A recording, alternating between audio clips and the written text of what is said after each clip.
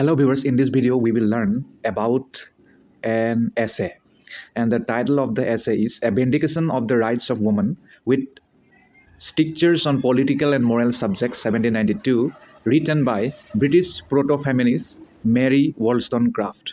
She was born in 1759 and she was died in 1797. And Mary Wollstonecraft, she is one of the earliest works.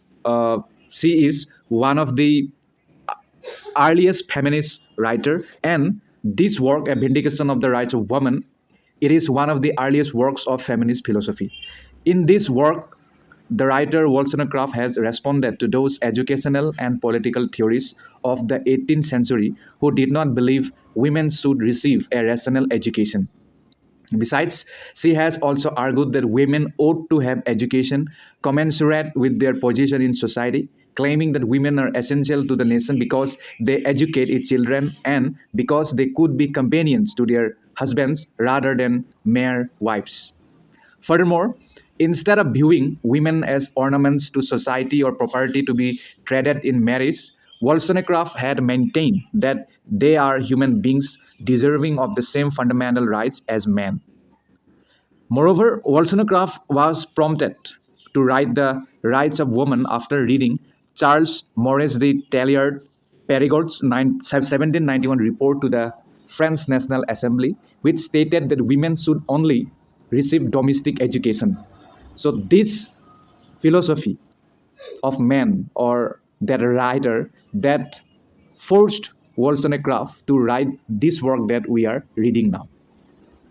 And from her reaction to this specific event, she has also launched a broad attack against double standards, hypocrisy, indicting men for encouraging women to indulge in excessive emotion. And Wollstonecraft had hurried to complete this work in direct response to ongoing events. And she has also intended to write a more thoughtful second volume, but she could not do it because she died before completing it. So it was a brief background introduction about this essay, A Vindication of the Rights of Women by Mary Wollstonecraft. Now let's try to know more. In the essay, while Mary Wollstonecraft does call for equality between the sexes in particular areas of life, especially morality, she does not explicitly state that men and women are equal. Rather, her ambiguous statements regarding the equality of the sexes have made it difficult to classify Wollstonecraft as a modern feminist because the word itself did not emerge until decades after her death. In addition to that, although it is commonly assumed that the rights of women was unfavorably received, this is a modern misconception based on the belief that Wollstonecraft was as reviled during her lifetime as she became after the publication of William Godwin's memoirs of the author of A Vindication of the Rights of Women, which was published in 1798. Besides the rights of women, it was generally received well when it was first published in 1792. According to biographer Emily W. Sunstein, she called it perhaps the most original book of Wollstonecraft's century, and Wollstonecraft's work had significant impact on advocates for women's rights in the 19th century, particularly the 1848 Seneca Falls Convention, which produced the Declaration of Sentiments laying out the aims of suffragette movement in the United States.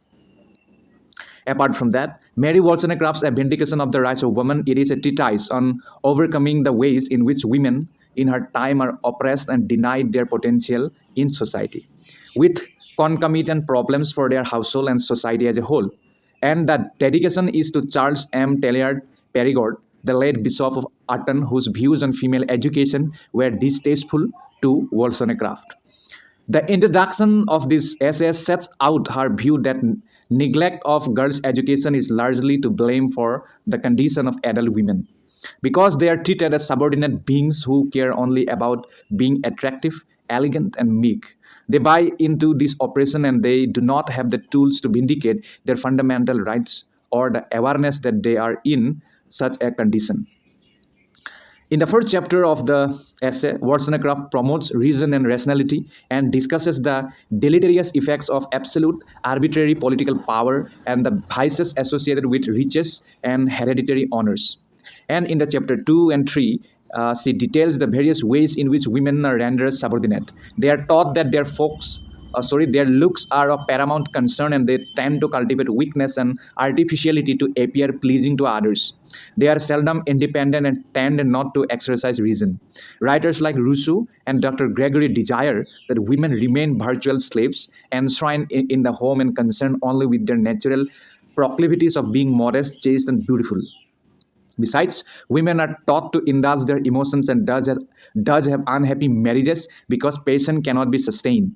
Virtue, on the other hand, should not be relative to gender, as both men and women were created by God and have souls, and they have the same kind of propensity to exercise reason and develop virtue.